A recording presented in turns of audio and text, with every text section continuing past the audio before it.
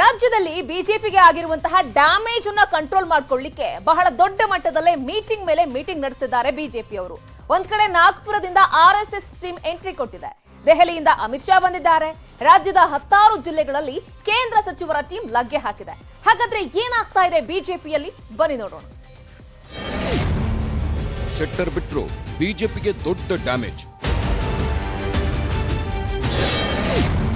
ಸವದಿ ಬಿಟ್ರು ಬಿಜೆಪಿಗೆ ಬೆಳಗಾವಿಯಲ್ಲಿ ಹೊಡೆತ. ಟಿಕೆಟ್ ಸಿಗದವರು ಸಿಟ್ಟಾದ್ರು ಬಿಜೆಪಿಗೆ ಹೊಡೆತ.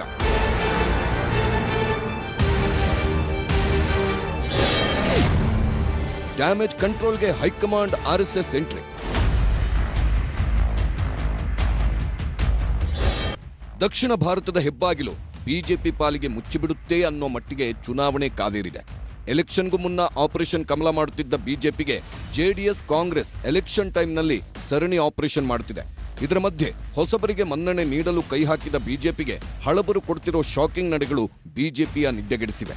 ಹಾಗಾಗಿನೇ ಎಲ್ಲಾ ಡ್ಯಾಮೇಜ್ ಕಂಟ್ರೋಲ್ಗೆ ಬಿಜೆಪಿ ಹೈಕಮಾಂಡ್ ನಾಯಕರು, ಸಂಘ ಪರಿವಾರದ ಪ್ರಮುಖರೇ ಕರ್ನಾಟಕ ಚುನಾವಣಾ ಅಖಾಡಕ್ಕೆ ಎಂಟ್ರಿ ಕೊಟ್ಟಿದ್ದಾರೆ. ಟಿಕೆಟ್ ಹಂಚಿಕೆ ಗೊಂದಲದ ಡ್ಯಾಮೇಜ್. ಬೆಂಗಳೂರಲ್ಲಿ ಅಮಿತ್ ಶಾ ಸರಣಿ ಸಭೆ. ಬೆಂಗಳೂರಿಗೆ ಅಮಿತ್ ಶಾ ಎಂಟ್ರಿ ಆಗಿದೆ. ಏರ್ಪೋರ್ಟ್ಗೆ ಬಂದಿಳಿದ ಅಮಿತ್ ಶಾ ದೇವನಹಳ್ಳಿಯಲ್ಲಿ ಭರ್ಜರಿ ರೋಡ್ ಶೋಗೆ ಹೊರಟರು. ಸಾವಿರ ಬಿಜೆಪಿ ಕಾರ್ಯಕರ್ತರು ರೆಡಿಯಾಗಿದ್ರು. ಅಭ್ಯರ್ಥಿ ಪಿಳ್ಳಾ ಮುನಿಶಾಮಪ್ಪರಂತೂ ಅಮಿತ್ ಶಾ ಬರ್ತಾರೆ ಅಂತ ಹಿರಿಹಿರಿ ಹಿಗ್ಗಿದ್ರು. ಆದ್ರೆ ಮಳೆರಾಯ ಅಡ್ಡ ಬಂದು ರೋಡ್ ಶೋ ರದ್ದು ಮಾಡಿಸಿದ.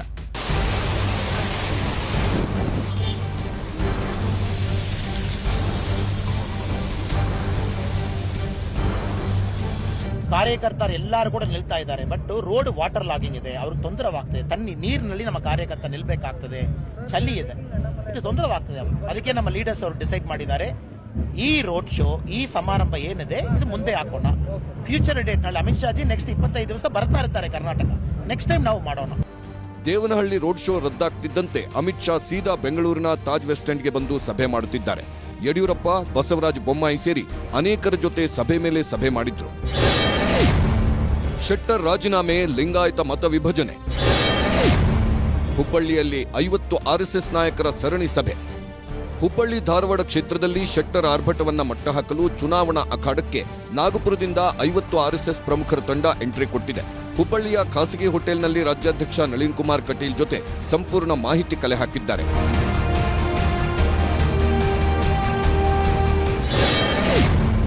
ಹಳೆ ಮೈಸೂರಲ್ಲಿ ಟಾರ್ಗೆಟ್ಗೂ ಹೊಡೆತ.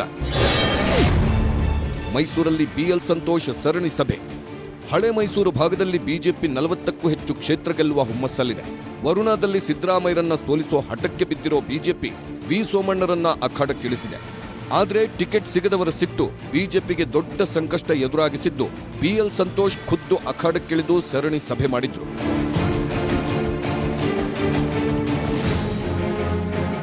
ಇನ್ನು ಕರ್ನಾಟಕದಲ್ಲಿ ಬಿಜೆಪಿಗೆ ಆಗ್ತಿರೋ ಹಿನ್ನಡೆಗೆಲ್ಲ ಸಂತೋಷ್ ಕಾರಣ ಅನ್ನೋ ಸಿಟ್ಟು ಶೆಟ್ಟರ್ ಸೇರಿ ಹಲವು ರೆಬೆಲ್ ನಾಯಕರ ಮಾತು. ಈ ಬಗ್ಗೆ ಕೇಳಿದ್ರೆ ಬಿಎಲ್ ಸಂತೋಷ್ ಕೊಟ್ಟ ಉತ್ತರ ಇಷ್ಟು. ನನಗೆಲ್ಲ ಕಂಡು ಬಂದಂಥ ಉದಾಹರಣೆ ಅಂತಂದರೆ, ಒಬ್ಬ ವ್ಯಕ್ತಿ ಇಮಿಡಿಯೇಟ್ಲಿ ಕಂಡು ಬರ್ತಾರೆ ಮತ್ತು ಇನ್ನೂ ಅವ್ರ ಜೊತೆ ಇನ್ನೂ ಭಾಳ ಜನನೂ ಇರ್ಬೋದು. ಇವತ್ತು ಎಲ್ಲರೂ ಭಾಳ ಪೂಜ್ಯ ಅಂತ ಹೇಳೋದು ಸಂತೋಷ್ ಜಿ ಅಂತ ಹೇಳ್ತಾರಲ್ಲ, ಆ ಬಿಎಲ್ ಸಂತೋಷ್ ಅವರು. ಇದಕ್ಕೆಲ್ಲ ಮೂಲ ಕಾರಣ ಬಿಎಲ್ ಸಂತೋಷ್ ಅವರು. ಆಗ್ಬಿಟ್ಟಿದ್ದೀರಲ್ಲ ಸರ್, ಕಾಂಪಿಟೇಟರ್ ಆಗಕ್ಕೆ ಬಯಸಲ್ಲ, ಸ್ಟೇಟ್ಮೆಂಟ್ ಅಲ್ಲ ಅವ್ರು ಸಿಗ್ತಾ ಇರ್ತಾರೆ, ಸಾವು ಸಿಕ್ಕಿರಲ್ಲ ಅದಕ್ಕೆ ಸರ್. ಉತ್ತರ ಕರ್ನಾಟಕದಲ್ಲಿ ಬಿಜೆಪಿಗೆ ಹೊಡೆತ. ಮಠ ಮಂದಿರಗಳ ಜೊತೆ ನಡ್ಡಾ ಸಭೆ. ಬೀದರ್ನ ಶಿವನಗರದಲ್ಲಿರೋ ರಾಮಕೃಷ್ಣ ಆಶ್ರಮಕ್ಕೆ ರಾಷ್ಟ್ರೀಯ ಅಧ್ಯಕ್ಷ ಜೆಪಿ ನಡ್ಡಾ ಭೇಟಿ ಕೊಟ್ಟರು. ಗೋಪೂಜೆ ಸಲ್ಲಿಸಿದ್ರು. ಬಳಿಕ ಆಶ್ರಮದಲ್ಲಿ ವಿವೇಕಾನಂದರ ಭಾವಚಿತ್ರಕ್ಕೆ ಪುಷ್ಪನಮನ ಸಲ್ಲಿಸಿದ್ರು. ಆಮೇಲೆ ಬೀದರ್ ಖಾಸಗಿ ಹೋಟೆಲ್ನಲ್ಲಿ ವ್ಯಾಪಾರಿಗಳು, ಸಮುದಾಯದ ಮುಖಂಡರ ಜೊತೆ ಸಭೆ ಮಾಡಿ ಮತಬೇಟೆ ನಡೆಸಿದ್ರು ನಡ್ಡಾ. तो जब कांग्रेस की सरकार आती है, जब जेडीएस की सरकार आती है, जब कांग्रेस और जेडीएस की भाई भाई की सरकार आती है, तो भारत की स्कीमें कर्नाटक की जनता को मिलने से रोक दिया जाता है. इस बात को हमको समझना होगा और इसीलिए मैं बार बार बोलता हूं कि डबल इंजन की सरकार लानी आवश्यक है. ಇನ್ನು ಕೊಪ್ಪಳದಲ್ಲಿ ಕೇಂದ್ರ ಆರೋಗ್ಯ ಸಚಿವ ಮನ್ಸುಖ್ ಮಾಂಡವಿಯಾ ಬಿಜೆಪಿ ಪರ ಪ್ರಚಾರ ಮಾಡಿದ್ರು. ಬಳಿಕ ಬಳ್ಳಾರಿಯಲ್ಲೂ ಮಾಂಡವಿಯಾ ಬಿಜೆಪಿ ಪ್ರಮುಖರ ಜೊತೆ ಸಭೆ ಮಾಡಿದ್ರು.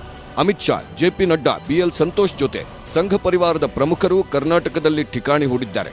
ಕರ್ನಾಟಕದಲ್ಲಿ ಬಿಜೆಪಿಯನ್ನ ಶತಾಯಗತಾಯ ಅಧಿಕಾರಕ್ಕೆ ತರಬೇಕು ಅನ್ನೋದಷ್ಟೇ ಬಿಜೆಪಿ ಗುರಿ. ಹೀಗಾಗಿ ಸಭೆ ಮೇಲೆ ಸಭೆ ಮಾಡುತ್ತಿದ್ದು ಎಷ್ಟರ ಮಟ್ಟಿಗೆ ಸಫಲತೆ ಸಿಗುತ್ತೋ ಏನೋ. Bureau report, news 18. ಒಂದ್ ಕಡೆ ಅಮಿತ್ ಶಾ, ಮತ್ತೊಂದ್ ಕಡೆ ನಡ್ಡಾ, ಸಂಘ ಪರಿವಾರ ಡ್ಯಾಮೇಜ್ ಕಂಟ್ರೋಲ್ ಮಾಡ್ತಾ ಇದ್ರೆ, ಮತ್ತೊಂದ್ ಕಡೆ ಪ್ರಧಾನಿ ಮೋದಿ ಅವರು ಬಂಡಾಯ ಇದ್ದಂತಹ ಈಶ್ವರಪ್ಪನವರಿಗೆ ಕರೆ ಮಾಡಿ ಬಂಡೆದ್ದಂಥವರಿಗೆ ಎಚ್ಚರಿಕೆಯ ಸಂದೇಶ ಕೊಟ್ಟಿದ್ದಾರೆ. ನೀವು ಇಲ್ಲೇ ಉಳಿದುಕೊಂಡಿದ್ದೀರಾ, ಖುಷಿ ಆಯ್ತು ಅಂತ ಹೇಳಿದ್ದಾರೆ.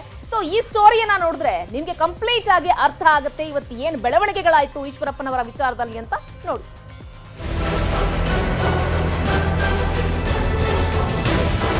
ಬೆಳಿಗ್ಗೆ 7 ಗಂಟೆ ಸಮಯ ಈಶ್ವರಪ್ಪರಿಗೆ ಒಂದು ಫೋನ್ ಕಾಲ್ ಬಂತು. ಆ ಫೋನ್ ಕರೆ ಮಾಡಿದ್ದು ಬೇರೆಯಾರೂ ಅಲ್ಲ, ಪ್ರಧಾನಿ ನರೇಂದ್ರ ಮೋದಿ.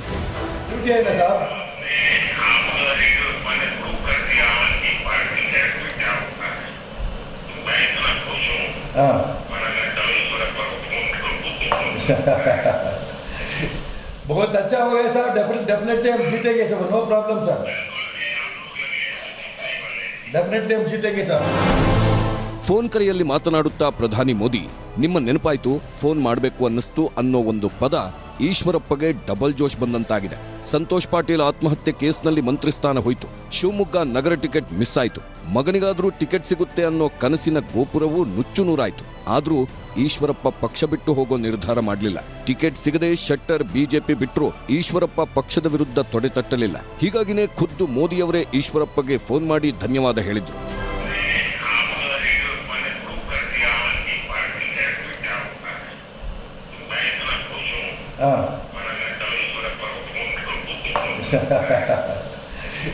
बहुत अच्छा हो गया सर, डेफिनेटली हम जीतेंगे sir, no problem sir, definitely हम जीतेंगे सर, आपका आशीर्वाद चाहिए sir. Sir sure sure sure, धन्यवाद धन्यवाद सर. मेरा जैसे सामान्य कार्यकर्ता को आप जो ऐसा बातचीत करना हम सबको बहुत खुशी है. ಪ್ರಧಾನಿ ಫೋನ್ ಮಾಡಿದ್ದಕ್ಕೆ ಈಶ್ವರಪ್ಪ ಫುಲ್ ಖುಷಿಯಾದ್ರು. ಸಾಮಾನ್ಯ ಕಾರ್ಯಕರ್ತರು ಕೂಡ ಈ ದೇಶದ ಒಬ್ಬ ಪ್ರಧಾನಮಂತ್ರಿ ಒಂದು ಸಣ್ಣ ಕೆಲಸ, ಸಂಘಟನೆ ಒಂದು ಸಣ್ಣ ಕೆಲಸ, ಮೆಚ್ಚಂತ ಕೆಲಸ ಮಾಡಿದ್ದಕ್ಕೆ ಪ್ರಧಾನಮಂತ್ರಿಯವರು ಕೂಡ ಬೆಂಬಲ ಕೊಡ್ತಾರೆ ಅಂತಂದರೆ ನಿಜಕ್ಕೂ ಇದು ಭಾರತೀಯ ಜನತಾ ಪಾರ್ಟಿಯ ಒಂದು ವಿಶೇಷ ಅನುಮತಿ ಈ ಸಂದರ್ಭದಲ್ಲಿ ನೆನಪು ಪಡ್ಕೊಳ್ತೀನಿ. ಟಿಕೆಟ್ ತಪ್ಪಿದ್ರೂ ಪಕ್ಷಕ್ಕೆ ನಿಯತ್ತಾಗಿರುವುದಕ್ಕೆ ಮೆಚ್ಚುಗೆ ವ್ಯಕ್ತಪಡಿಸುವುದು ಮೊದಲ ಕಾರಣ. ಟಿಕೆಟ್ ಮುಖ್ಯವಲ್ಲ, ಅಭಿವೃದ್ಧಿ ಪಕ್ಷ ಮುಖ್ಯ ಎಂಬ ಸಂದೇಶ ರವಾನೆ. ಎಲ್ಲ ಕಾರ್ಯಕರ್ತರನ್ನು ಪಕ್ಷ ಗಮನಿಸುತ್ತೆ ಅನ್ನೋ ಸಂದೇಶ ನೀಡೋದು. ಟಿಕೆಟ್ ಕೈ ತಪ್ಪಿದ್ರೂ ಪಕ್ಷದಿಂದ ಕೈ ಬಿಡುವುದಿಲ್ಲ, ಹಿರಿಯರನ್ನ ಗೌರವದಿಂದ ನಡೆಸಿಕೊಳ್ಳುತ್ತೇವೆ ಅಂತ ಮೆಸೇಜ್ ನೀಡೋದು. ಪಕ್ಷ ತೊರೆದವರಿಗೂ ಇದು ಎಚ್ಚರಿಕೆಯ ಪಾಠ ಆಗಲಿ ಅನ್ನೋ ಜೊತೆಗೆ ಮುನಿಸಿಕೊಂಡ ಕಾರ್ಯಕರ್ತರಿಗೆ ಮದ್ದು ನೀಡುವ ಉದ್ದೇಶದಿಂದ ಫೋನ್ ಮಾಡಿದ್ದಾರೆ ಅನ್ನೋದು ರಾಜಕೀಯ ಪರಿಣತರ ಅಭಿಪ್ರಾಯ.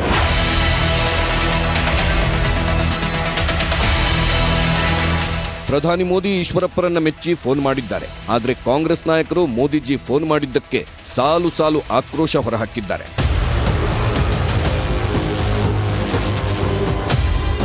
ಮೋದಿಯವರು ಈಶ್ವರಪ್ಪನವರಿಗೆ ಕರೆ ಮಾಡಿ ಶ್ಲಾಘಿಸಿದ್ಯಾಕೆ? 40% ಕಮಿಷನ್ ಲೂಟಿ ಮಾಡಿದ್ದಕ್ಕ, ಸಂತೋಷ್ ಪಾಟೀಲ್ರ ಜೀವ ತೆಗೆದಿದ್ದಕ್ಕ, ಭ್ರಷ್ಟಾಚಾರದ ಪೋಷಣೆ ಮಾಡಿದ್ದಕ್ಕ. ಕಮಿಷನ್ ಬಗ್ಗೆ ಪತ್ರ ಬರೆದರೂ ಪ್ರತಿಕ್ರಿಯೆ ನೀಡದ ಮೋದಿ ಕಮಿಷನ್ ಲೂಟಿಕೋರನಿಗೆ ಬೆಂಬಲಿಸಿದ್ದಾರೆ ಅಂತ ಟ್ವೀಟ್ ಹಾಕಿದ್ದಾರೆ ಕಾಂಗ್ರೆಸ್ಸಿಗರು. ಅಷ್ಟೇ ಅಲ್ಲ, ರೌಡಿಗಳಿಗೆ ಕೈ ಮುಗಿಯುತ್ತಾರೆ, ಭ್ರಷ್ಟಾಚಾರಿಗಳಿಗೆ ಕರೆ ಮಾಡಿ ಪ್ರೋತ್ಸಾಹಿಸುತ್ತಾರೆ, ಭ್ರಷ್ಟಾಚಾರದ ದೂರುಗಳ ಪತ್ರಗಳಿಗೆ ಮಾತ್ರ ಮೌನ ವಹಿಸುತ್ತಾರೆ, ಭ್ರಷ್ಟಾಚಾರಕ್ಕೆ ಮೋದಿಯೇ ಮಹಾಪೋಷಕರು ಅಂತಾನು ಕಾಂಗ್ರೆಸ್ ಟ್ವೀಟ್ ಹಾಕಿದೆ. ಕೊನೆಗೆ ಮೋದಿಯವರಿಗೆ ದಮ್ಮು ತಾಕತ್ತು ಇದ್ರೆ ಒಂದೇ ಒಂದು ಬಾರಿ ಗುತ್ತಿಗೆದಾರರ ಸಂಘದವರೊಂದಿಗೆ ಮಾತನಾಡಿ, ಒಂದೇ ಒಂದು ಬಾರಿ ಆತ್ಮಹತ್ಯೆ ಮಾಡಿಕೊಂಡ ಸಂತೋಷ್ ಪಾಟೀಲ್ ಕುಟುಂಬದೊಂದಿಗೆ ಮಾತನಾಡಿ, ಒಂದೇ ಒಂದು ಬಾರಿ PSI ಹಗರಣದಿಂದ ಸಂತ್ರಸ್ತರಾದ ಅಭ್ಯರ್ಥಿಗಳೊಂದಿಗೆ ಮಾತನಾಡಿ ಅಂತ ಸವಾಲು ಹಾಕಿದ್ದಾರೆ. We all saw Prime Minister's video talking to Shri Ishwarappa, joking with him, supporting him, trying to assimilate him back into their fold. I ask you, as a citizen of India, Mr. Prime Minister Modi, wasn't Mr. Ishwarappa sacked as a minister because a BJP leader and worker Santosh Patil committed suicide and wrote in his death note that he is committing suicide because 40% commission was being demanded from him by the minister. ಪ್ರಧಾನಿ ಮೋದಿ ಅವರೇ ಈಶ್ವರಪ್ಪರನ್ನ ಮೆಚ್ಚಿಕೊಂಡಿದ್ದು BJP ಅವರಿಗೆ ಹುಮ್ಮಸ್ಸು, ಕಾಂಗ್ರೆಸ್ಸಿನವರಿಗೆ ಸಿಟ್ಟು. Bureau report, news 18. ರಾಜ್ಯದಲ್ಲಿ ಇಷ್ಟೆಲ್ಲ ಬೆಳವಣಿಗೆಗಳಾಗ್ತಾ ಇದೆಯಲ್ಲ, ಇಲ್ಲಿ ಪ್ರಮುಖವಾಗಿ ಬಿಜೆಪಿಯವರು ಮಾಸ್ಟರ್ ಪ್ಲಾನ್ ಗಳನ್ನ ಮಾಡ್ತಾ ಇದ್ದಾರೆ. ಈ ಬಾರಿ ದಶದಿಕ್ಕುಗಳಲ್ಲೂ ಕೂಡ ಸಂಚಾರವನ್ನ ಮಾಡೋದ್ರ ಮುಖಾಂತರ ಸಾಕಷ್ಟು ವ್ಯೂಹಗಳನ್ನ ಹೆಣಿತಾ ಈ ಬಾರಿ ಕಮಲವನ್ನ ಅರಳಿಸಿಯೇ ಸಿದ್ಧ ಅನ್ನೋ ಲೆಕ್ಕಾಚಾರಕ್ಕೆ ಬಂದಿದ್ದಾರೆ. ಸೊ ಹಾಗಾಗಿ ಕೆಲವೊಂದಿಷ್ಟು ವಿಚಾರಗಳನ್ನ ನಿಮ್ಮ ಮುಂದೆ ಇಡ್ತಾ ಹೋಗ್ತೀವಿ ನಾವು, ಯಾವ್ಯಾವ ರೀತಿಯಾಗಿ ವ್ಯೂಹಗಳನ್ನ ಹೆಣೆದಿದ್ದಾರೆ ಅಂತ ಹೇಳಿ. ಪ್ರಮುಖವಾಗಿ ಬಿಜೆಪಿಯವರು 5 ಪಂಚವ್ಯೂಹಗಳನ್ನ ಹೆಣೆದಿದ್ದಾರೆ. ಯಾವ್ಯಾವುದು ಹಾಗಾದ್ರೆ ಕಮಲ ಪಂಚವ್ಯೂಹ ಅಂತ ನೋಡ್ತಾ ಹೋಗೋಣ. ವ್ಯೂಹ ನಂಬರ್ 1, ಮೋದಿ ಎಂಟ್ರಿಗೂ ಮುನ್ನ ಬಂಡಾಯ ಶಮನ. ಈಗಾಗಲೇ ನಿಮಗೆ ಗೊತ್ತಿರೋ ಹಾಗೆ ಇಡೀ ರಾಜ್ಯಾದ್ಯಂತ ಈ ಬಂಡಾಯ ಹೇಳೋದು ಒಂದ್ ರೀತಿ ಸರ್ವೇ ಸಾಮಾನ್ಯ ಆಗ್ಬಿಟ್ಟಿದೆ. ಸೊ ಬಿಜೆಪಿಯಿಂದ ಘಟಾನುಘಟಿ ನಾಯಕರುಗಳು ಈಗಾಗಲೇ ಹೋಗಿದ್ದಾರೆ. ಸೊ ಬಂಡಾಯ ದೊಡ್ಡ ಮಟ್ಟದಲ್ಲಿದೆ. ಅಷ್ಟು ಮಾತ್ರ ಅಲ್ಲದೆ ಮೋದಿಯವರು ಈಗಾಗಲೇ 27ನೇ ತಾರೀಕಿನಿಂದ ಚನ್ನಪಟ್ಟಣದಲ್ಲಿ ರ್ಯಾಲಿಯನ್ನ ಶುರು ಮಾಡ್ಲಿಕ್ಕೆ ಫೀಲ್ಡ್ಗಿಳಿತಾ ಇದ್ದಾರೆ. ಅಷ್ಟರ ಒಳಗಡೆಗಾಗಿ ಎಲ್ಲ ಸೆಟಲ್ಮೆಂಟ್ ಅನ್ನ ಮಾಡ್ಕೊಳ್ಬೇಕು ಅಂತ ಹೇಳಿ ಈಗಾಗಲೇ 4 ದಿಕ್ಕುಗಳಲ್ಲಿ, ಒಂದ್ ಕಡೆ ಮನ್ಸುಖ್ ಮಾಂಡವೀಯ, ಮತ್ತೊಂದ್ ಕಡೆ JP ನಡ್ಡಾ, ಮತ್ತೊಂದ್ ಕಡೆಗೆ ಅಮಿತ್ ಶಾ ಅವರು, ಮತ್ತೊಂದ್ ಕಡೆಗೆ ಸಂತೋಷ್ ಅವರು, ಮತ್ತೊಂದ್ ಕಡೆಗೆ ಯಡಿಯೂರಪ್ಪನವರನ್ನ ಮುಂದಾಳತ್ವದಲ್ಲಿಟ್ಕೊಂಡು ಈ ಬಂಡಾಯ ಶಮನ ಮಾಡ್ಲಿಕ್ಕೆ ಮುಂದಾಗಿದ್ದಾರೆ. ವ್ಯೂಹ ನಂಬರ್ 2 ಏನಪ್ಪಾ ಅಂದ್ರೆ ಲಿಂಗಾಯತ ಡ್ಯಾಮೇಜ್ ಕಂಟ್ರೋಲ್ ಮಾಡೋದೇ ದೊಡ್ಡ ತಲೆನೋವಾಗಿರೋದು ಬಿಜೆಪಿ ಪಾಳಿಯಕ್ಕೆ. ಪ್ರಮುಖವಾಗಿ ಯಾವಾಗ 1990ರ ಘಟನೆಯನ್ನ ಒಂದ್ಸಲ ನೆನೆಸ್ಕೊಂಡ್ರೆ, ವೀರೇಂದ್ರ ಪಾಟೀಲ್ ಅವರಿದ್ದಂತಹ ಸಂದರ್ಭದಲ್ಲಿ ಆಲ್ಮೋಸ್ಟ್ ಲಿಂಗಾಯತ ಮತಗಳೆಲ್ಲ ಅವ್ರಿಗೆ ಹೋಗ್ತಾ ಇತ್ತು. ಅವ್ರು ಲಿಂಗಾಯತರು ಅಲ್ಲ ಅಂದ್ರೂ ಕೂಡ ವೀರೇಂದ್ರ ಪಾಟೀಲ್ರು. ಬಟ್ ಯಾವಾಗ ಅವ್ರನ್ನ ಅಧಿಕಾರದಿಂದ ದಿಢೀರಂತ ಕೆಳಗಿಳಿಸಿದ್ರು, ಆಗ ಬಿಜೆಪಿ ಕಡೆಗೆ ಎಲ್ಲ ಲಿಂಗಾಯತ ಮತಗಳು ಕೂಡ ಹೋಗ್ಲಿಕ್ಕೆ ಶುರುವಾಯಿತು. ಅವತ್ತಿನಿಂದ ಇವತ್ತಿನವರೆಗೂ ಕೂಡ ಕಾಂಗ್ರೆಸ್ ಪರದಾಡ್ತಾ ಇದೆ ಲಿಂಗಾಯತರನ್ನ ತಮ್ಮತ್ತ ಸೆಳೆಲಿಕ್ಕೆ. ಬಟ್ ಈಗ ಬೆಸ್ಟ್ ಚಾನ್ಸ್ ಸಿಕ್ಬಿಟ್ಟಿದೆ ಕಾಂಗ್ರೆಸ್ನವರಿಗೆ. ಒಂದ್ ಕಡೆ ಜಗದೀಶ್ ಶೆಟ್ಟರ್ ಅವರು ಬಿಜೆಪಿಯನ್ನ ತೊರೆದ್ರು, ಮತ್ತೊಂದ್ ಕಡೆ ಲಕ್ಷ್ಮಣ್ ಸವದಿ ಅವರು ತೊರೆದ್ರು ಬಿಜೆಪಿಯನ್ನ.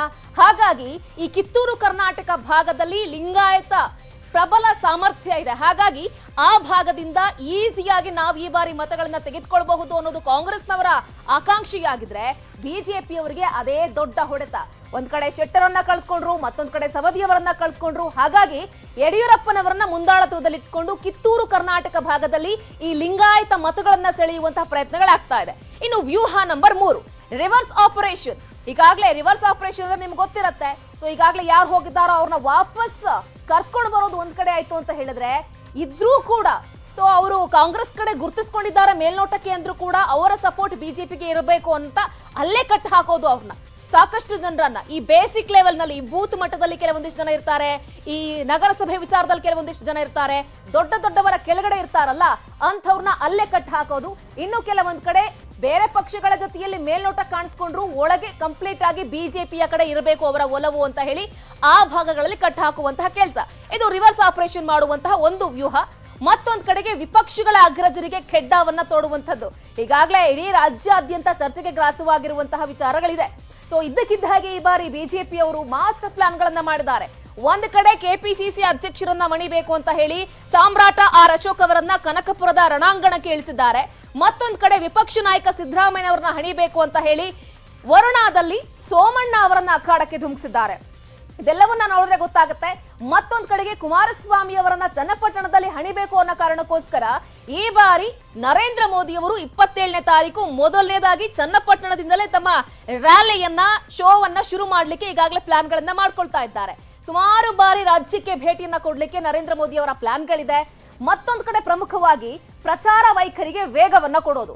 ಎಷ್ಟು ದಿನಗಳ ಕಾಲ ಏನಿ ಮಂದಗತಿಯಲ್ಲಿ ಸಾಕ್ತಾ ಇತ್ತು ಅದೆಲ್ಲದಕ್ಕೂ ಕೂಡ ಫುಲ್ ಸ್ಟಾಪ್ ಇಟ್ಟು ಅದಕ್ಕೊಂದ್ ರೀತಿ ಬೂಸ್ಟರ್ ಡೋಸ್ ಅನ್ನ ಕೊಡೋದು.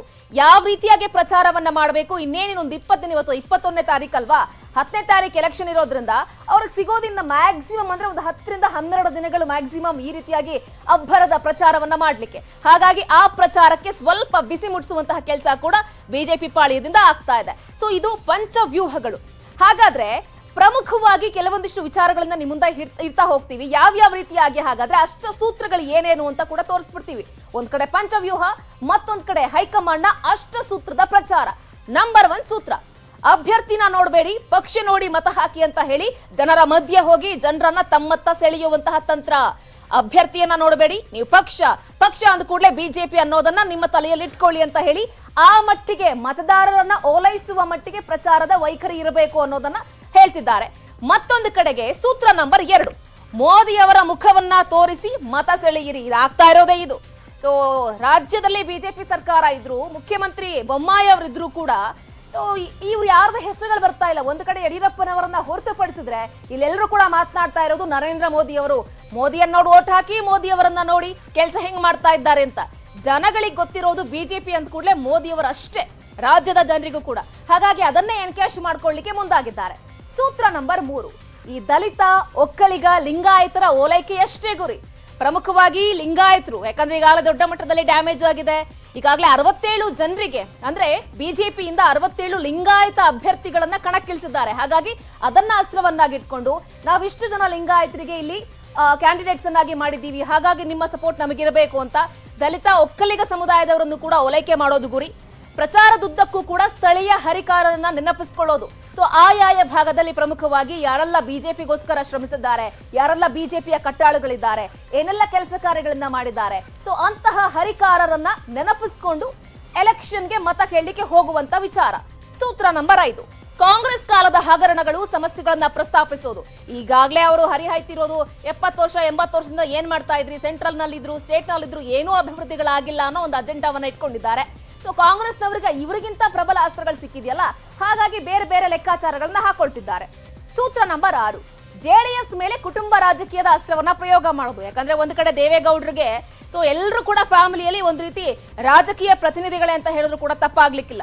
ಒಂದ್ ಕಡೆ ಭವಾನಿ ರೇವಣ್ಣ ಅವರು ಜಿಲ್ಲಾ ಮಟ್ಟದಲ್ಲಿ ಅವರಿತ್ತು ಅಂತ ಹೇಳಿದ್ರೆ, ಇಬ್ರು ಪುತ್ರರು ಕೂಡ ರಾಜಕೀಯ ಅಖಾಡದಲ್ಲಿದ್ದಾರೆ. ಮತ್ತೊಂದು ಕಡೆಗೆ ಕುಮಾರಸ್ವಾಮಿ ಅವರಿದ್ದಾರೆ, ರೇವಣ್ಣ ಇದ್ದಾರೆ, ನಿಖಿಲ್ ಕುಮಾರಸ್ವಾಮಿ ಇದ್ದಾರೆ. ಹಾಗಾಗಿ ಅದನ್ನೇ ಪೋರ್ಟ್ರೆ ಮಾಡೋದು ಮೇಯ್ನ್ ಆಗಿ ಕುಟುಂಬ ರಾಜಕಾರಣ ಅಂತ. ಇನ್ನು ಸೂತ್ರ ನಂಬರ್ 7, ಈ ಮೀಸಲಾತಿ ವಿಚಾರ, ಡಬಲ್ ಎಂಜಿನ್ ಸರ್ಕಾರದ ಪ್ರಯೋಜನವನ್ನ ಚರ್ಚೆ ಮಾಡೋದು. ಈಗಾಗಲೇ ಮೀಸಲಾತಿ ವಿಚಾರವನ್ನ ತರಾತುರಿಯಲ್ಲಿ ಒಳ ಮೀಸಲಾತಿಯನ್ನ ಹೇಳಿ ಸೊ ಜನರ ಮುಂದಿಟ್ಟು ಕಾಂಗ್ರೆಸ್ ವಿರುದ್ಧ ಹರಿಹಾಯುವಂತ ಕೆಲಸ ಒಂದ್ ಕಡೆ ಆಯ್ತು. ಅದು ವಾಪಸ್ ರಿವರ್ಸ್ ಆಗುವಷ್ಟರಲ್ಲಿ ಅದನ್ನ ಅಲ್ಲೇ ಪ್ಯಾಚ್ ಅಪ್ ಮಾಡಿ ಎಲೆಕ್ಷನ್ ಅನ್ನೋ ಒಂದು ವಿಚಾರವನ್ನ ಇಟ್ಕೊಂಡು ಸುಮ್ಮನಾಗಿದ್ದಾರೆ. ಸೊ ಈ ರೀತಿಯಾಗಿ ಮತ್ತೊಂದು ಕಡೆ ಮೇನ್ ವಿಚಾರ ಏನಪ್ಪಾ ಅಂತ ಹೇಳಿದ್ರೆ, ನೀವು ಬೇರೆಯವ್ರನ್ನ ಅವಹೇಳನ ಮಾಡ್ಲಿಕ್ಕೆ ಹೋಗಬೇಡಿ, ಅವರನ್ನ ನಿಂದಿಸೋದು ಬಿಡಿ. ಅಭಿವೃದ್ಧಿ ಕೆಲಸ ಈಗ ಕೇಂದ್ರದಲ್ಲಿ ಬಿಜೆಪಿ ಇದ್ದಾಗ, ರಾಜ್ಯದಲ್ಲಿ ಬಿಜೆಪಿ ಇದ್ದಾಗ ಯಾವ ರೀತಿಯಾಗಿ ಕೆಲಸಗಳಾಗಿದೆ, ಅಭಿವೃದ್ಧಿಗಳು ಯಾವ್ಯಾವ ರೀತಿಯಾಗಿದೆ, ಜನರಿಗೆ ಎಷ್ಟು ಪ್ರಯೋಜನಕಾರಿಯಾಗಿದೆ, ಈ ಪಾಸಿಟಿವ್ ವಿಚಾರಗಳನ್ನ ನೀವು ಜನರ ಮುಂದೆ ಇಡಿ. ಬೇರೆಯವರನ್ನ ತೆಗಳೋದನ್ನ, ಅವರನ್ನ ನಿಂದಿಸೋದನ್ನ ಬಿಟ್ಟು ಕೇವಲ ಈ ಅಜೆಂಡಾಗಳನ್ನ ಇಟ್ಕೊಂಡು ಮಾತ್ರ ನೀವು ಮುಂದಕ್ಕೆ ಹೋಗಿ ಅನ್ನೋ ಒಂದು ಲೆಕ್ಕಾಚಾರವನ್ನ ಕೂಡ ಈಗ ಬಿಜೆಪಿ ಅಷ್ಟಸೂತ್ರದ ಮುಖಾಂತರ ಪಾಲಿಸಲಿಕ್ಕೆ ಹೊರಟಿದೆ. ಇದು ಎಷ್ಟರ ಮಟ್ಟಿಗೆ ವರ್ಕೌಟ್ ಆಗತ್ತೆ ಅನ್ನೋದು ಮತದಾರರನ್ನ ಮತದಲ್ಲೇ ಮುಖಾಂತರ ಅಡಗಿದೆ. ನೋಡಬೇಕು, ಅದೆಲ್ಲ ಕೂಡ 13ನೇ ತಾರೀಕು ಒಳಗಡೆ ಕಂಪ್ಲೀಟ್ ಆಗಿ ಬಹಿರಂಗ ಆಗತ್ತೆ, ಕಾದ್ ನೋಡೋಣ. ಇನ್ನು ಮುಂದಿನ ಸುದ್ದಿಯತ್ತ ಗಮನ ಹರಿಸ್ತಾ ಹೋಗೋಣ. ಡಿಕೆ ಶಿವಕುಮಾರ್ ಅವರ ನಾಮಪತ್ರ ಅಂಗೀಕಾರ ಆಯ್ತಾ? ನಾಮಪತ್ರ ಅಂಗೀಕಾರ ಆಗಿದ್ರು ಕೂಡ ಇನ್ನು ವಿನಯ್ ಕುಲಕರ್ಣಿಗೆ ಯಾರು ಶಾಕ್ ಕೊಟ್ರು? ನಾಮಪತ್ರ ತಿರಸ್ಕಾರ, ಅಂಗೀಕಾರದ ಕಂಪ್ಲೀಟ್ ಲೆಕ್ಕಾಚಾರ ನಿಮ್ಮ ಮುಂದೆ.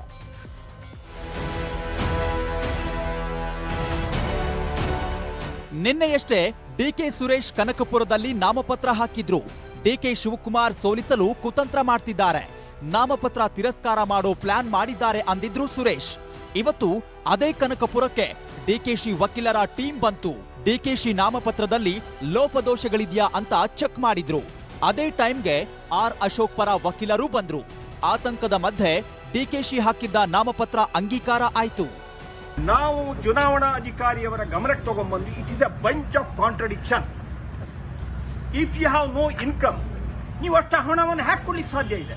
ಪ್ಲೀಸ್ ಕೈಂಡ್ಲಿ ಕನ್ಸಿಡರ್ ಅಂತೇಳಿ ಆ ಅಂಶಗಳನ್ನ ಗಮನಕ್ಕೆ ತಗೊಂಡ್ಬಂದಿದ್ದೀವಿ. ಅವರ ಮೇಲಂತ ಅನೇಕ ಕ್ರಿಮಿನಲ್ ಕೇಸ್ಗಳ ಮಾಹಿತಿಗಳೇನಿದೆಯಲ್ಲ, ಸರಿಯಾದಂತ ಮಾಹಿತಿಯನ್ನು ಕೊಟ್ಟಿಲ್ಲ ಅಂತ. ಇವತ್ತು ಡಿ ಕೆ ಶಿವಕುಮಾರ್ ಅವರನ್ನ ರಾಜಕೀಯವಾಗಿ ಮುಗಿಸಬೇಕು ಅಂತಕ್ಕಂಥ ಹುನ್ನಾರಗಳು ನಡೀತಾ ಇರತಕ್ಕಂಥದ್ದನ್ನ ಕರ್ನಾಟಕದ ಜನ ನೋಡಿದ್ದಾರೆ. ಸೊ ಇದೇ ಸಂದರ್ಭದಲ್ಲಿ ಭಾರತೀಯ ಜನತಾ ಪಕ್ಷ ಅಧಿಕಾರ ದುರುಪಯೋಗ ಮಾಡಿಕೊಳ್ಳೋದ್ರಲ್ಲಿ ಬಹಳ ಫೇಮಸ್. ಕಾನೂನನ್ನು ತಿರುಚುವಂಥ ಕೆಲಸಗಳು ಸಾಕಷ್ಟು ಪ್ರಕರಣಗಳನ್ನು ನಾವು ಇತ್ತೀಚೆಗೆಲ್ಲ ನೋಡಿದ್ದೇವೆ. ಸೊ ಆ ಒಂದು ನಿಟ್ಟಿನಲ್ಲಿ ಇವತ್ತು ಏನು ಹುನ್ನಾರ ನಡೀತಾ ಇದೆ, ಆ ಹುನ್ನಾರಕ್ಕೆ ನಾವು ಪ್ರತಿತಂತ್ರವನ್ನು ಮಾಡಬೇಕಾದಂಥದ್ದು ನಮ್ಮ ಕರ್ತವ್ಯ. ಕೊಲೆ ಆರೋಪ ಹೊತ್ತಿರೋ ವಿನಯ್ ಕುಲಕರ್ಣಿಗೆ ಧಾರವಾಡ ಪ್ರವೇಶಕ್ಕೆ ಅನುಮತಿ ಸಿಕ್ಕಿಲ್ಲ.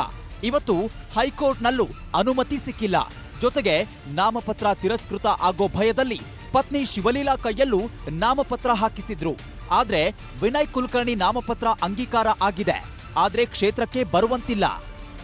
ನನ್ನ ಪತ್ನಿ ಮತ್ತು ನನ್ನ ಮಕ್ಕಳನ್ನ ಕರ್ಕೊಂಡು ಇವತ್ತು ತಾವು ನಾಮಪತ್ರ ಸಲ್ಲಿಕೆ ಮಾಡಿ ಅವ್ರಿಗೆ ಕೂಡ ಧೈರ್ಯ ತುಂಬುವುದ್ರ ಜೊತೆಗೆ ಅವ್ರಿಗೊಂದು ಶಕ್ತಿ ಕೊಟ್ಟುಕೊಂತ ಇವತ್ತೇನ ಕಾರ್ಯಕ್ರಮ ಮಾಡ್ತಾ ಇದ್ದೀರಾ, ತಮ್ಮ ಜೊತೆ ಯಾವತ್ತೂ ಸದಾ ತಮ್ಮಗಾಗಿ, ನನ್ನ ಕ್ಷೇತ್ರದ ಜನರಿಗಾಗಿ ನನ್ನ ಜೀವನವನ್ನೇ ಮುಡುಪಿಟ್ಟಿರ್ತೇನೆ ಅಂತ ಹೇಳಕ್ ಇಷ್ಟಪಡ್ತೇನೆ. ಬೀಳಗಿ ಕ್ಷೇತ್ರದಲ್ಲಿ ಸಚಿವ ಮುರುಗೇಶ್ ನಿರಾಣಿ ನಾಮಪತ್ರ ಸ್ವೀಕಾರ ಆಗಿದೆ. ನಾಮಪತ್ರ ತಿರಸ್ಕಾರಗೊಳ್ಳುವ ಆತಂಕದಲ್ಲಿ ಸಹೋದರ ಸಂಗಮೇಶ್ ನಿರಾಣಿ ಕೈಯಲ್ಲೂ ನಿರಾಣಿ ನಾಮಪತ್ರ ಹಾಕಿಸಿದ್ರು. ಆದ್ರೆ ರಿಲೀಫ್ ಸಿಕ್ಕಿದೆ. ಹುಬ್ಬಳ್ಳಿ ಧಾರವಾಡ ಪೂರ್ವ ಕ್ಷೇತ್ರದ ಶಾಸಕ ಪ್ರಸಾದ್ ಅಬ್ಬಯ್ಯ ಮೇಲೆ ಲೋಕಾಯುಕ್ತದಲ್ಲಿ ಕೇಸ್ ಇತ್ತು. ನಾಮಪತ್ರದಲ್ಲಿ ಮಾಹಿತಿ ನೀಡಿಲ್ಲ ಅಂತ ಬಿಜೆಪಿಯವರು ತಿರಸ್ಕಾರಕ್ಕೆ ಅರ್ಜಿ ಹಾಕಿದ್ರು. ಆದ್ರೆ ಅಂಗೀಕಾರ ಆಗಿದೆ. ಮದ್ದೂರು ಕಾಂಗ್ರೆಸ್ ಅಭ್ಯರ್ಥಿ ಕದಲೂರು ಉದಯ್ ಅಫಿಡವಿಟ್ನಲ್ಲಿ ಹೋಂಡಾ ಆಕ್ಟಿವಾ ಬೆಲೆ 90 ಲಕ್ಷ ಅಂತ ತೋರಿಸಿದ್ರು. ಆಸ್ತಿ ಬಗ್ಗೆ ತಪ್ಪು ಲೆಕ್ಕ ಕೊಟ್ಟಿದ್ದಾರೆ ಅಂತ ದೂರು ಹೋಗಿತ್ತು. ನಾಮಪತ್ರ ತಿರಸ್ಕೃತದ ಭಯದಲ್ಲಿದ್ದ ಉದಯ್ಗೆ ರಿಲೀಫ್ ಸಿಕ್ಕಿದೆ. ಬೆಂಗಳೂರಿನ ಬೊಮ್ಮನಹಳ್ಳಿ ಬಿಜೆಪಿ ಅಭ್ಯರ್ಥಿ ಸತೀಶ್ ರೆಡ್ಡಿ ಪತ್ನಿ ಹೆಸರಲ್ಲಿರೋ ಆಸ್ತಿ ಮುಚ್ಚಿಟ್ಟಿದ್ದಾರಂತೆ. ಅಫಿಡವಿಟ್ನಲ್ಲಿ ತೋರಿಸಿಲ್ಲ, ಆದ್ರೆ ಆರ್ಎಎ ಡೆವಲಪರ್ಸ್ನಲ್ಲಿ ಹೂಡಿಕೆ ಮಾಡಿದ್ದಾರೆ ಅಂತ ಕೈ ಅಭ್ಯರ್ಥಿ ಉಮಾಪತಿ ಆರೋಪಿಸಿದ್ರು. ಆದ್ರೂ ಸತೀಶ್ ರೆಡ್ಡಿ ನಾಮಪತ್ರ ಅಂಗೀಕಾರ ಆಗಿದ್ದು ಕೋರ್ಟ್ ಹೋಗ್ತೀನಿ ಅಂತ ಸವಾಲ್ ಹಾಕಿದ್ದಾರೆ. ಅವ್ರ ಮನೆ ಸೊತ್ತ ಇದು, ನಾವೇನು ಅವ್ರ ಮನೆ ಸೊತ್ತನ್ನು ಪ್ರಶ್ನೆ ಮಾಡಕ್ ಹೋಗ್ತೀವ? ನಾವು ಕೇಳ್ತಾ ಇರೋದಿಷ್ಟೇ, ಬಡವರು ಬಗ್ರು ಕೂಡಿಟ್ಟಿರೋ ದುಡ್ಡಲ್ಲಿ ಏನೋ ಒಂದು ಸೈಟ್ ತಗೋಬೇಕು ಅಂತ ಹೇಳಿ ಅವ್ರದ್ದೊಂದು ಕನಸಿರ್ತದೆ. 93ನೇ ಇಸ್ವಿಯಿಂದ ಅಲಾಟ್ ಆಗಿರೋ ಸೈಟ್ ಇಲ್ಲಿಗೂ ಸಿಗಲಿಲ್ಲ. ಅವ್ರು ತಗೊಳಕ್ಕೆ ಅಂತ ಹೋದ್ರೆ ಅವ್ರ ಮೇಲೆ ದಬ್ಬಾಳಿಕೆ ಮಾಡಿ, ರೌಡಿಸಮ್ ಮಾಡಿ, ಅವ್ರನ್ನ ಎದುರಿಸಿ ಬೆದರಿಸಿ ಓಡಿಸ್ತಾರೆ. ಅಂದಹಾಗೆ ರಾಜ್ಯದಲ್ಲಿ ಇದುವರೆಗೂ 5027ಕ್ಕೂ ಹೆಚ್ಚು ಅಭ್ಯರ್ಥಿಗಳು ನಾಮಪತ್ರ ಹಾಕಿದ್ದಾರೆ. ಇದುವರೆಗೂ 3500ಕ್ಕೂ ಹೆಚ್ಚು ಅಭ್ಯರ್ಥಿಗಳ ನಾಮಪತ್ರ ಅಂಗೀಕಾರ ಆಗಿದೆ. ಚುನಾವಣಾ ಆಯೋಗ ಇನ್ನೂ ಫಿಲ್ಟರ್ ಮಾಡ್ತಿದ್ದು ಯಾರ್ಯಾರ ನಾಮಪತ್ರ ತಿರಸ್ಕೃತ ಆಗುತ್ತೋ ಅಂಗೀಕಾರ ಆಗುತ್ತೋ ಅನ್ನೋದನ್ನ ನಾಳೆ ಸಂಜೆ ವೇಳೆಗೆ ಗೊತ್ತಾಗಲಿದೆ. Bureau report, news 18. ಸಿದ್ದರಾಮಯ್ಯನವರಿಗೋಸ್ಕರ ಸಚಿವ ಸೋಮಣ್ಣ ಅವರು ಒದೆ ತಿಂದಿದ್ರು. ಪ್ರತಾಪ್ ಸಿಂಹ ಸೋಮಣ್ಣಗೋಸ್ಕರ ಧಿಕ್ಕಾರ ಕೇಳಬೇಕಾಯಿತು. ಇದಿಷ್ಟೇ ಅಲ್ಲ, ಘಟಾನುಘಟಿಗಳ ಕ್ಷೇತ್ರದಲ್ಲಿ ಪ್ರಚಾರದ ಭರಾಟೆ ನಡೆಯಿತು. ಅದರ ಕಂಪ್ಲೀಟ್ ಚಿತ್ರಣ ನಿಮ್ಮ ಮುಂದೆ. ವರುಣಾದಲ್ಲಿ ಬಿಜೆಪಿ ಅಬ್ಬರದ ಪ್ರಚಾರ. ವರುಣಾದಲ್ಲಿ ಸೋಮಣ್ಣರನ್ನ ಗೆಲ್ಲಿಸೋಕೆ ಬಿಜೆಪಿ ಹಠಕ್ಕೆ ಬಿದ್ದಿದೆ. ವರುಣಾ ಸೇರಿ ಮೈಸೂರಿನ ಪ್ರಮುಖರ ಜೊತೆ ಇವತ್ತು ಬಿಎಲ್ ಸಂತೋಷ್ ಡಿಜಿಟಲ್ ಸಮ್ಮೇಳನ ನಡೆಸಿದ್ರು. ಸಮಾವೇಶದಲ್ಲಿ ಎಲ್ಲರಿಗೂ ಟಾರ್ಗೆಟ್ ಆಗಿದ್ದು ಸಿದ್ದರಾಮಯ್ಯ. ಅವ್ರು ಅರ್ಥ ಮಾಡ್ಕೋಬೇಕು, ಒದೆ ತಿಂದಿದ್ದೀನಿ. ಬರೀ ಮೈನಲ್ಲಿ ದೇವಲಾಪುರದಿಂದ ಮೈಸೂರಿಗೆ ಹೋಗಿದ್ದೀನಿ. ಬರೀ ಮೈನಲ್ಲಿ ನನ್ನ ಸಮಾಜದವ್ರು ಅವತ್ತು ನನ್ನ ಬಟ್ಟೆ ಎಲ್ಲ ಅರ್ಧ ಬಿಸಾಕಿದ್ರು. ಪ್ಯಾಂಟು ಮತ್ತು ನನ್ನ ಕಾರ್ಗೆ ಹೊಡೆದು ಬಿಸಾಕಿದ್ರು. ಸಿದ್ದರಾಮಯ್ಯ ಸಾಹೇಬರಿಗೆ ಇವೆಲ್ಲ ತಲೆಯಲ್ಲಿಲ್ಲ. ನಾವು ಸಾಹೇಬರೇ ಅಂತೀವಿ, ಅವ್ರು ಏಕವಚನ ಅಂತಾರೆ.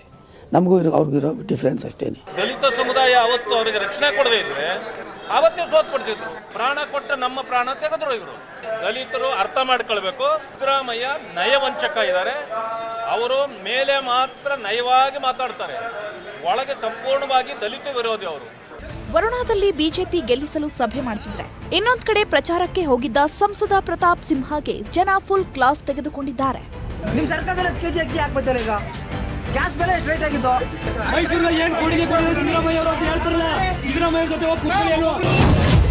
ಡಿಕೆಶಿ ಕೋಟೆಗೆ ಸಾಮ್ರಾಟ್ ಲಗ್ಗೆ. ಕೆಪಿಸಿಸಿ ಅಧ್ಯಕ್ಷ ಡಿಕೆ ಶಿವಕುಮಾರ್ ವಿರುದ್ಧ ಇವತ್ತಿನಿಂದ ಅಶೋಕ್ ಅಧಿಕೃತ ಸಮರ ಸಾರಿದ್ದಾರೆ. ಕನಕಪುರದಲ್ಲಿ ಪ್ರಚಾರಕ್ಕಿಳಿದ ಅಶೋಕ್ ಮೊದಲು ಡಿಕೆಶಿ ಮನೆ ದೇವರು ಕಬ್ಬಾಳಮ್ಮನಿಗೆ ವಿಶೇಷ ಪೂಜೆ ಸಲ್ಲಿಸಿದ್ರು. ಆಮೇಲೆ ಸೂರನಹಳ್ಳಿ, ಕಲ್ಲಹಳ್ಳಿ, ಕಬ್ಬಾಳು, ಸಾತನೂರು ಗ್ರಾಮಗಳಲ್ಲಿ ಪ್ರಚಾರ ನಡೆಸಿದ್ರು. ಯಾರ್ಯಾರು ಪ್ರಚಾರಕ್ಕೆ ಬರಬೇಕು ಅನ್ನೋದೆಲ್ಲನೂ ಕೂಡ ಯಾವುದು ನನ್ನ ಕೈಯಲ್ಲಿಲ್ಲ. ಇವತ್ತು ನಾನು ಪ್ರಚಾರ ಮಾಡಬೇಕಾದ್ರೆ ಇವತ್ತು ಅವರೇ ಪ್ರಚಾರಕ್ಕೆ ಇವತ್ತು ಹೋಗಬೇಕು, ಭಾನುವಾರ ಹೋಗಬೇಕು, ಈ ಥರದ್ದೆಲ್ಲ ಗೈಡ್ಲೈನ್ಸ್ ನನಗೆ ಬರ್ತೈತೆ ನಮ್ಮ ರಾಜ್ಯದ ಕಾರ್ಯಾಲಯದಿಂದ. ಕನಕಪುರ ಕ್ಷೇತ್ರಕ್ಕೆ ಮಾತ್ರ. ಮಾಲೂರು ಅಭ್ಯರ್ಥಿಗೆ ಎಂಎಲ್ಸಿ ಆಫರ್. ಕೋಲಾರದ ಮಾಲೂರು ಬಿಜೆಪಿ ಬಂಡಾಯ ಅಭ್ಯರ್ಥಿ ಹೂಡಿ ವಿಜಯ್ ಕುಮಾರ್ಗೆ ಎಂಎಲ್ಸಿ ಆಫರ್ ಹೋಗಿದೆ. ನಾಮಪತ್ರ ವಾಪಸ್ ಪಡೆಯಲು ಸಚಿವ ಸುಧಾಕರ್ ಮನವೊಲಿಕೆಗೂ ಯತ್ನಿಸಿದ್ರು. ಆದರೆ ಯಾವುದೇ ಆಮಿಷಕ್ಕೂ ವಿಜಯ್ ಕುಮಾರ್ ಬಗ್ಗಿಲ್ಲ. ಬಂಡಾಯವಾಗೇ ನಿಲ್ತೀನಿ ಅಂತ ಸುಧಾಕರ್ಗೆ ತಿರುಗೇಟು ಕೊಟ್ರು. ಚಾಮರಾಜನಗರದಲ್ಲಿ ವಿಜಯ ಯಾತ್ರೆ. ಚಾಮರಾಜನಗರ ಜಿಲ್ಲೆಯಲ್ಲಿ ಬಿವೈ ವಿಜಯೇಂದ್ರ ಭರ್ಜರಿ ಪ್ರಚಾರ ಮಾಡಿದ್ರು. ಹನೂರಲ್ಲಿ ಬೈಕ್ ರ್ಯಾಲಿ ಸಮಾವೇಶ ನಡೆಸಿದ್ರು. ಕೊಳ್ಳೇಗಾಲದಲ್ಲಿ ಭರ್ಜರಿ ರೋಡ್ ಶೋ, ಬೈಕ್ ರ್ಯಾಲಿ ನಡೆಸಿ ಎನ್ ಮಹೇಶ್ವರ ಮತ ಶಿಕಾರಿ ಮಾಡಿದ್ರು. ಯಡಿಯೂರಪ್ಪನವರು ಇವತ್ತು ರಾಜ್ಯದ ಮುಖ್ಯಮಂತ್ರಿ ಅಲ್ಲ, ಯಡಿಯೂರಪ್ಪನವರು ಪಕ್ಷದ ಅಧ್ಯಕ್ಷರಲ್ಲ. ಆದರೆ ಇವತ್ತು ಯಡಿಯೂರಪ್ಪನವರು 81ನೇ ವರ್ಷದಲ್ಲೂ ಕೂಡ ಅವರ ರಟ್ಟೆ ಏನೋ ಗಟ್ಟಿ ಇದೆ. ಬಿಜೆಪಿನ ಮತ್ತೊಮ್ಮೆ ರಾಜ್ಯದಲ್ಲಿ ಅಧಿಕಾರಕ್ಕೆ ಬರೋ ತನಕ ಕೂಡ ಯಡಿಯೂರಪ್ಪ ಸುಮ್ಕೂರ್ತಕ್ಕಂಥ ವ್ಯಕ್ತಿ ಅಲ್ಲ. ಒಂದು ಹೆಜ್ಜೆ ಯಡಿಯೂರಪ್ಪ ಮುಂದಿಟ್ಟಿರೋದ್ರ ಪರಿಣಾಮ ಏನಾಗ್ತದೆ ಅಂತೇಳಿ ವಿರೋಧ ಪಕ್ಷದವರು ಚೆನ್ನಾಗೇ ಗೊತ್ತಿದೆ. ವಿದೇಶದಲ್ಲಿದ್ದಂತೆ ಯಡಿಯೂರಪ್ಪ ಆಸ್ತಿ. ಹೀಗಂತ ಆರೋಪಿಸಿದ್ದು ಕಾಂಗ್ರೆಸ್ ಬಂಡಾಯ ನಾಯಕ ಕೆಪಿಸಿಸಿ ವಕ್ತಾರ ಆಗಿದ್ದ ಶಾಂತವೀರಪ್ಪ ಗೌಡ. ಕಾಂಗ್ರೆಸ್ಗೆ ರಾಜೀನಾಮೆ ಕೊಟ್ಟ ಶಾಂತವೀರಪ್ಪ ಸಿದ್ದರಾಮಯ್ಯ ಜೊತೆ ಯಡಿಯೂರಪ್ಪ ಮ್ಯಾಚ್ ಫಿಕ್ಸಿಂಗ್ ಆಗಿದೆ ಅಂದ್ರು. ಅಷ್ಟೇ ಅಲ್ಲ, ಯಡಿಯೂರಪ್ಪ ಮಲೇಷಿಯಾ, ಮಾರಿಷಿಯಸ್ ಮೊದಲಾದ ಕಡೆ ಆಸ್ತಿ ಮಾಡಿಟ್ಟಿದ್ದಾರೆ ಅಂತ ಆರೋಪಿಸಿದ್ರು. ಯಡಿಯೂರಪ್ಪನ ವಂಶವನ್ನು ಅಳಿಬೇಕಾಗಿದೆ. ಯಡಿಯೂರಪ್ಪನ ಮಗ ಒಬ್ಬ ಭ್ರಷ್ಟ, ಜೈಲ್ನಾಗಿರ್ಬೇಕಾಗಿದ್ದವನು ಸುಪ್ರೀಂ ಕೋರ್ಟಲ್ಲಿ ಅವನ ಮೇಲೆ ಬೇಲ್ ಮೇಲೆ ಬಂದು ಓಡಾಡ್ತಿದ್ದಾನೆ. ಇಲ್ಲಿ ಅವನು ಆ ಹುಡುಗನ್ನ ಕೈಲೇರಿದ ಹುಡುಗನ್ನ ಇವತ್ತು ಸೋರಿಸಿ ಇಡೀ ರಾಜ್ಯದ ಅಧಿಕಾರಿಗಳು ಇವತ್ತು ನೋವು ತಿಂತಾ ಇದ್ದಾರೆ. ಸವದಿ ಆಪ್ತರು ಬಿಜೆಪಿ ಸೇರ್ಪಡೆ. ಅಥಣಿಯಲ್ಲಿ ಮಹೇಶ್ ಕುಮಟಳ್ಳಿಯನ್ನ ಗೆಲ್ಲಿಸೋಕೆ ಹಠಕ್ಕೆ ಬಿದ್ದಿರೋ ರಮೇಶ್ ಜಾರಕಿಹೊಳಿ ಮೆಗಾ ಆಪರೇಷನ್ ಮಾಡಿದ್ದಾರೆ. ಅಥಣಿ ಕ್ಷೇತ್ರದ ಸವದಿ ಆಪ್ತ ವಲಯದಲ್ಲಿದ್ದ ಅನೇಕರನ್ನ ಬಿಜೆಪಿಗೆ ಸೆಳೆದಿದ್ದಾರೆ. ಜೊತೆಗೆ ಜೆಡಿಎಸ್ ಮುಖಂಡರು ಬಿಜೆಪಿ ಸೇರಿದ್ರು. ವೀರೇಂದ್ರ ಪಪ್ಪಿಗೆ ರಘು ಆಚಾರ್ ಶಾಕ್. ಚಿತ್ರದುರ್ಗದಲ್ಲಿ ಕಾಂಗ್ರೆಸ್ ಟಿಕೆಟ್ ಕೆಸಿ ವೀರೇಂದ್ರ ಪಪ್ಪಿಗೆ ಹೋಗಿದೆ. ಬಂಡಾಯ ಗೆದ್ದಿದ್ದ ರಘು ಆಚಾರ್ ಜೆಡಿಎಸ್ ಅಭ್ಯರ್ಥಿಯಾದ್ರು. ಒಂದ್ ಕಡೆ ವೀರೇಂದ್ರ ಪಪ್ಪಿ ಲಿಂಗಾಯತ ಮತಗಳಿಗೆ ಗಾಳ ಹಾಕ್ತಿದ್ರೆ, ಇನ್ನೊಂದ್ ಕಡೆ ರಘು ಆಚಾರ್ ಅಹಿಂದ ಮತಗಳನ್ನ ಒಗ್ಗೂಡಿಸಲು ಮಠಾಧೀಶರ ಮೊರೆ ಹೋದ್ರು. ಬೋವಿ ಗುರುಪೀಠದ ಶ್ರೀ ಇಮ್ಮಡಿ ಸಿದ್ದರಾಮೇಶ್ವರ ಶ್ರೀ, ಯಾದವ ಗುರುಪೀಠದ ಶ್ರೀ ಯಾದವಾನಂದ ಶ್ರೀ, ಮಡಿವಾಳ ಪೀಠದ ಶ್ರೀ ಬಸವ ಮಾಚಿದೇವ ಸ್ವಾಮೀಜಿ, ಬಂಜಾರ ಪೀಠದ ಶ್ರೀ ಸೇವಾಲಾಲ್ ಸ್ವಾಮೀಜಿ ಹಾಗೂ ಮೇದಾರ ಪೀಠದ ಶ್ರೀ ಪ್ರಭುದೇವ ಸ್ವಾಮೀಜಿಗಳನ್ನ ಗೌರವಿಸಿ ಅಹಿಂದ ಮತಗಳಿಗೆ ಗಾಳ ಹಾಕಿದ್ರು. ರಾಜ್ಯದ ಬಹುತೇಕ ಎಲ್ಲಾ ಕ್ಷೇತ್ರಗಳಲ್ಲೂ ಚುನಾವಣೆ ಅಖಾಡ ರಂಗೇರ್ತಿದೆ. ಆರೋಪ ಪ್ರತ್ಯಾರೋಪ, ತಂತ್ರ ಪ್ರತಿತಂತ್ರಗಳ ಜೊತೆ ಆರೋಪ ಪ್ರತ್ಯಾರೋಪಗಳು ಜೋರಾಗ್ತಿದೆ. Bureau report, news 18. ದೇವನಹಳ್ಳಿಯಲ್ಲಿ ಬಿಜೆಪಿ ಕಾರ್ಯಕರ್ತನೋರ್ವ ಪ್ರಧಾನಿ ನರೇಂದ್ರ ಮೋದಿಯವರ ಕಟೌಟ್ ಮೇಲೆ ಬಿದ್ದಿದ್ದ ಮಳೆಹನಿಯನ್ನ ತಮ್ಮ ಟವಲ್ನಿಂದ ಒರೆಸಿದ್ದಾರೆ. ಸಾಮಾಜಿಕ ಜಾಲತಾಣದಲ್ಲಿ ಈ ವಿಡಿಯೋ ವೈರಲ್ ಆಗಿದೆ. ಈ ಹಿಂದೆ ಮಾರ್ಚ್ 31ರಂದು ರೈತನೋರ್ವ ಬಸ್ ಮೇಲೆ ಹಾಕಲಾಗಿದ್ದ ಮೋದಿ ಫೋಟೋಗೆ ಮುತ್ಕೊಟ್ಟಿದ್ದು ವೈರಲ್ ಆಗಿತ್ತು. ಏನ್ ಕಾಸು ಕೊಟ್ರಾ? ನಿಮ್ಗೆ ಕಾಸು ಕೊಟ್ರಾ ಸರ್? ನೀವೇ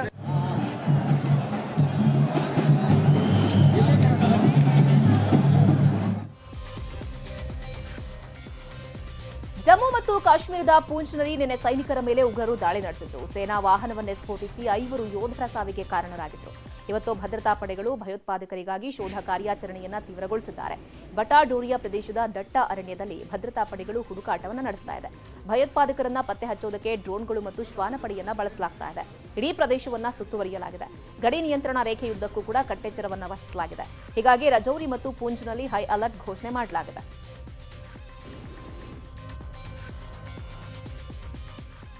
ಸುಡಾನ್ನಲ್ಲಿರುವ ಭಾರತೀಯರ ಸ್ಥಿತಿಗತಿ ಕುರಿತು ಪರಿಶೀಲನೆಯನ್ನು ಮಾಡುವುದಕ್ಕೆ ಪ್ರಧಾನಿ ನರೇಂದ್ರ ಮೋದಿ ಅವರು ಅಧಿಕಾರಿಗಳೊಂದಿಗೆ ಉನ್ನತ ಮಟ್ಟದ ಸಭೆ ನಡೆಸಿದ್ದಾರೆ. ಸುಡಾನ್ನಲ್ಲಿ ಕದನ ವಿರಾಮ ಒಪ್ಪಂದ ಬುಧವಾರ ಮುರಿದು ಬಿದ್ದಿದ್ದು ಮಿಲಿಟರಿ ಪಡೆಗಳ ನಡುವಿನ ಬಿಕ್ಕಟ್ಟು ಮತ್ತಷ್ಟು ತಾರಕಕ್ಕೇರಿದೆ. ಸೇನಾ ಸಂಘರ್ಷ 6ನೇ ದಿನಕ್ಕೆ ಕಾಲಿಟ್ಟಿದ್ದು ಮೃತಪಟ್ಟವರ ಸಂಖ್ಯೆ 270ಕ್ಕೂ ಹೆಚ್ಚು ಮಂದಿ ನಾಗರಿಕರು ಮೃತಪಟ್ಟಿದ್ದಾರೆ. 2600ಕ್ಕೂ ಹೆಚ್ಚು ಮಂದಿ ಗಾಯಗೊಂಡಿದ್ದಾರೆ. ಇನ್ನು ಸುಡಾನ್ನಲ್ಲಿ ವಿದ್ಯುತ್ ಹಾಗೆ ಕುಡಿಯುವ ನೀರು ಪೂರೈಕೆ ಸ್ಥಗಿತಗೊಂಡಿದೆ. ತೀವ್ರ ಆಹಾರದ ಕೊರತೆ ತಲೆದೋರಿದ್ದು ನಾಗರಿಕರು ಹಸಿವಿನಿಂದ ಬಳಲುವಂತಾಗಿದೆ. ಇದರ ಲಾಭ ಪಡೆದಿರುವ ದುಷ್ಕರ್ಮಿಗಳು ಜನರ ಮೇಲೆ ಹಲ್ಲೆ ಹಾಗೂ ಲೂಟಿಗೆ ಇಳಿದಿದ್ದಾರೆ ಅಂತ ಮಾಧ್ಯಮಗಳು ವರದಿ ಮಾಡಿವೆ. ಎಲ್ಲ ಬೆಳವಣಿಗೆಗಳ ನಡುವೆ ಸುಡಾನ್ನಲ್ಲಿ ಸೇನೆ ಮತ್ತು ಅರಸೇನಾ ಪಡೆಗಳ ನಡುವಿನ ಸಂಘರ್ಷವನ್ನ ಶಮನಗೊಳಿಸುವುದಕ್ಕೆ ಕದನ ವಿರಾಮ ಸ್ಥಾಪನೆಗಾಗಿ ವಿಶ್ವಸಂಸ್ಥೆಯು ಗಂಭೀರ ಪ್ರಯತ್ನಗಳನ್ನು ನಡೆಸ್ತಾ ಇದೆ.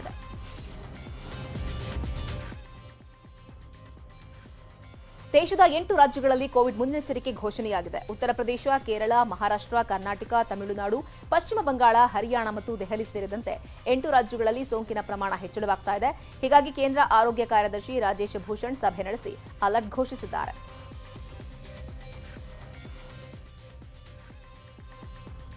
ಇದೆಲ್ಲ ಪ್ರಮುಖ ಸುದ್ದಿಗಳೊಂದಿಗೆ ಇವತ್ತಿನ ಅಗ್ರ ರಾಷ್ಟ್ರೀಯ ವಾರ್ತೆಯನ್ನು ಮುಗಿಸ್ತಾ ಇದ್ದೀವಿ. ನೋಡ್ತಾ ಇರಿ ನ್ಯೂಸ್ 18, ಜಾಲ ನಮ್ಮದು, ಬಲ ನಿಮ್ಮದು.